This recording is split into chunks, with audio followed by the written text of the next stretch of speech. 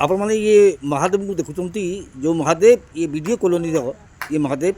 जहाँ एठिकार भक्त मान जो कहती जे कहीं केते वर्ष तार हिसाब नहीं ये महादेव आविर्भूत होती भक्त मैंने ये आसी पूजा कर यार कौन आम जहाँ देखुचु यार कौन प्रकार पब्लिकेशन है नहीं सत किंतु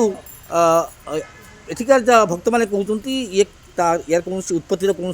समय नहीं कि यार कौन मैंने कहीं कोई पार के ये लिंग उद्भाग बनाई कौन होता किसी तथ्य नहीं तथापि आम कि पचार आज्ञा कौन कहे ये जो महादेव को आप देखुं ये महादेव संपर्क कौन जानते आप कहे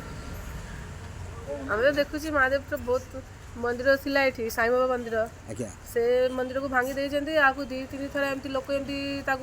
टाइल्स फाइल्स लेके एमती करे भांगी देते सेमती एमती अच्छे आम टे कनसीट वाला देके आम पूजा करुचे और कौन किंतु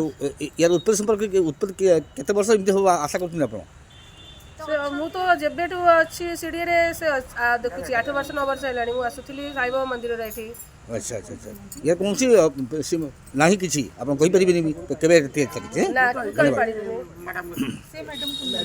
मैडम कौन कहे नमस्कार हाँ कहूँ अरे मंदिर तोड़ा जो भांगिले दी तीन थर खंड भांगीदे आउे आउ कई मनोजोग दौना गोटे करने मैडम ये समस्ते आसिक सब पूजा पाठ कर मैडम को आप जो कहते एक उठेले सुधा ये उठू ना कई उठे पारना भी उठे पार ना कई उठे पारना चेष्टा कर योजन लगे उठाइबा कि उठे पारना ये तो आम आज ये वीडियो कॉल जो महादेव को देखिले एथुर प्रतीयमान हो सीडीए 9 जो दृश्य आप देखुं ये महादेव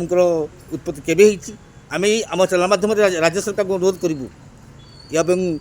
आर्कोलॉजी डिपार्टमेंट को अनुरोध करूँ यार तथ्य उद्घाटन करी ये मंदिर को पूर्णांग रूप देले ओडिशावासी नुहे ये सीडीए कॉलोनी अधिवासी मैंने उपकृत हे भुवनेश्वर सत्यनायक रिपोर्ट न्यूज ओडिया।